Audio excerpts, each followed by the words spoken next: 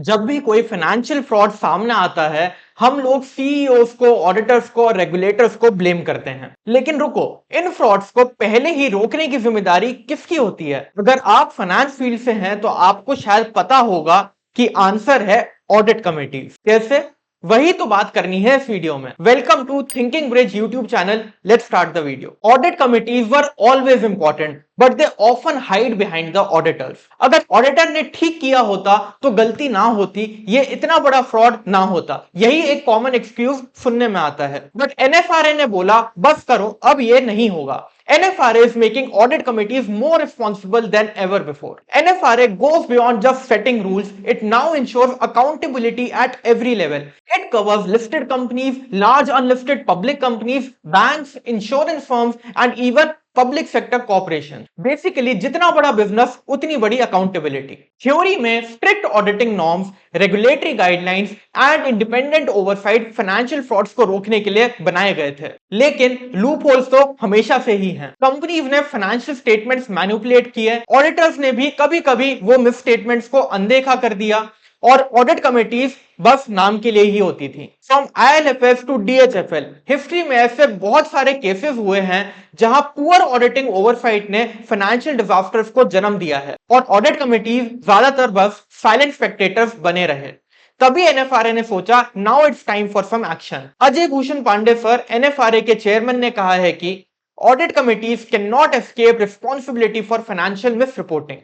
They must ask the right questions, challenge assumptions and ensure compliance. और इसके लिए NFRA ने ऑडिट कमिटीज के लिए नए रूल्स और इनिशिएटिव्स इंट्रोड्यूस किए हैं। Number 1, auditor audit committee interaction series. ये इनिशिएटिव ऑडिटर्स और ऑडिट कमिटीज के बीच कम्युनिकेशन और ओवरऑल ऑडिट क्वालिटी इंप्रूव करने के लिए इशू किया गया है। इसमें उन इंपॉर्टेंट क्वेश्चंस पर फोकस किया गया है जो ऑडिट कमिटीज या बोर्ड ऑफ डायरेक्टर्स ऑडिटर से पूछ सकते हैं, जैसे कि issues around accounting estimates and judgements. Number 2, guidance papers for audit committees and directors. ये papers audit committees, independent directors और बोर्ड ऑफ डायरेक्टर्स के लिए गाइडेंस की तरह काम करेंगे, जो उन्हें ऑडिटिंग के इंपॉर्टेंट पॉइंट्स और न्यूआंसेस समझने में हेल्प करेंगे। And number 3, strict accountability measures, ताकि जब भी कोई फाइनेंशियल मिस रिपोर्टिंग हो, ऑडिट कमिटीज भी उसका जवाब दें। सो ऑडिट कमिटी की अकाउंटेबिलिटी का स्कोप अब बढ़ गया है। आइए उससे रिलेटेड कुछ पॉइंटर्स डिस्कस करते हैं। सबसे पहले बात करते हैं audit committees responsibility as per section 177 of the companies act 2013।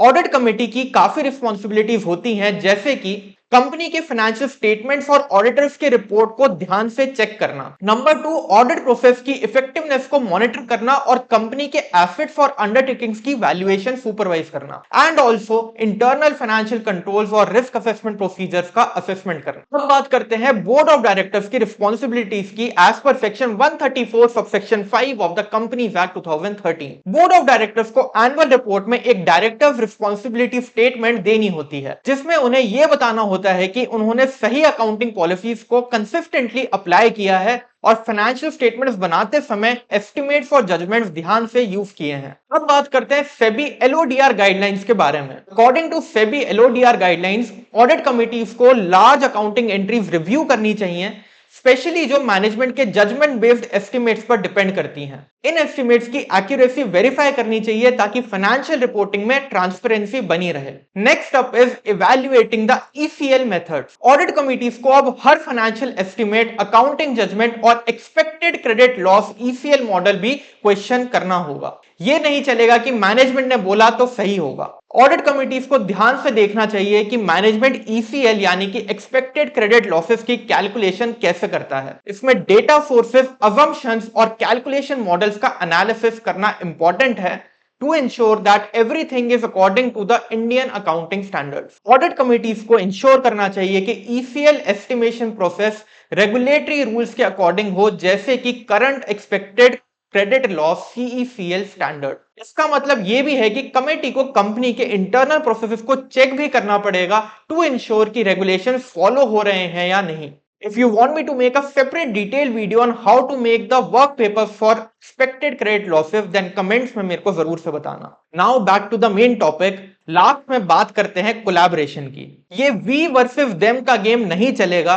NFRA चाहता है कि ऑडिट कमिटीज और ऑडिटर्स एक टीम की तरह काम करें। ऑडिट कमिटीज को एक्सटर्नल ऑडिटर्स के साथ मिलकर मैनेजमेंट्स के एस्टिमेट्स पर डिसीजन असेस करने चाहिए ताकि फाइनेंशियल रिपोर्ट्स में रिस्क या मिस्टेक डिटेक्ट की जा सके। Better communication is equal to better governance. Audit committees और बोर्ड ऑफ डायरेक्टर्स के बीच कॉन्स्टेंट डायलॉग होना चाहिए, ये नहीं कि सिर्फ क्वार्टरली मीटिंग्स हो और फिर सब भूल जाओ। कंक्लूजन ये है गाइस कि NFRA's crackdown is not just about catching the frauds, it's about preventing them. Audit committees अब सिर्फ एक फॉर्मेलिटी नहीं है बल्कि कॉर्पोरेट गवर्नेंस के गेट कीपर्स हैं। And that's all for this video guys. ये एक बहुत इंपॉर्टेंट टॉपिक है इंटरव्यूज के पॉइंट ऑफ व्यू से भी, तो make sure to like this video and share it with all your friends. और ये भी बताना कि क्या आपको लगता है एनएफआरए के न्यू रूल्स फाइनेंशियल स्कैम्स को कम कर पाएंगे। लगाओ अपना ऑडिटर वाला दिमाग और कमेंट करके जरूर से बताना। मिलता हूं आपसे नेक्स्ट वीडियो में।